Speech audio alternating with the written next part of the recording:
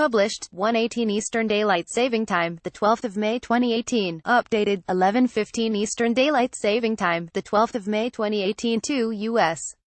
fighter jets intercepted 2 Russian bombers in international airspace off the coast of Alaska on Friday, media reported. The Russian Tu-95 Bear bombers flew into a so-called air defense identification zone located about 200 miles off Alaska's west coast, at about 10 a.m. Eastern Standard Time, North American Aerospace Defense Command spokesman Canadian Army Major Andrew Hennessy said in a statement to CNN. 2 Alaska-based NORAD F-22 fighter jets intercepted and visually identified the Russian bombers until they left the identification zone, and the Russian aircraft never entered U.S. airspace, CNN reported, citing the statement. Tensions between Russia and the U.S. have been on the rise over a number of issues. Last week, it was learned that the U.S. is re-establishing its Second Fleet, responsible for the northern Atlantic Ocean, nearly 7 years after it was disbanded, as the Pentagon puts countering Russia at the heart of its military strategy. A U.S. F-22 Raptor fighter flies over European airspace during a flight to Britain in April 2016.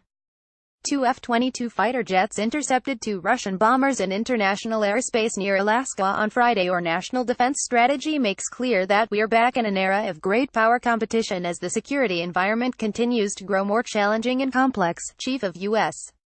Naval Operations Admiral John Richardson said last Friday. Second Fleet will exercise operational and administrative authorities over assigned ships, aircraft and landing forces on the East Coast on northern Atlantic Ocean, Richardson said.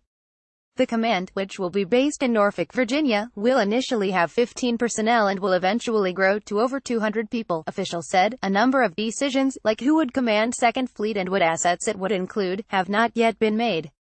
In 2011, the fleet was disbanded for cost-saving and organizational structure reasons. Since then, however, Russia has become more assertive, flexing its military muscles in conflicts like those in Ukraine and Syria, and tensions between Moscow and Washington have increased. Earlier this year, the U.S. military said in a new national defense strategy that countering Russia, along with China, would be a priority, the latest sign of shifting priorities after more than a decade and a half of focusing on the fight against Islamist militants. In presenting the new strategy, which will set priorities for the Pentagon for years to come, Defense Secretary Jim Mattis called China and Russia revisionist powers that seek to create a world consistent with their authoritarian models. The Russian Tu-95 Bear bombers, like the one seen in the above stock image, flew into a so-called air defense identification zone located about 200 miles off Alaska's west coast, according to CNN. Russia has increased its naval patrols in the Baltic Sea, the North Atlantic and the Arctic, NATO officials say, although the size of its navy is smaller now than during the Cold War era.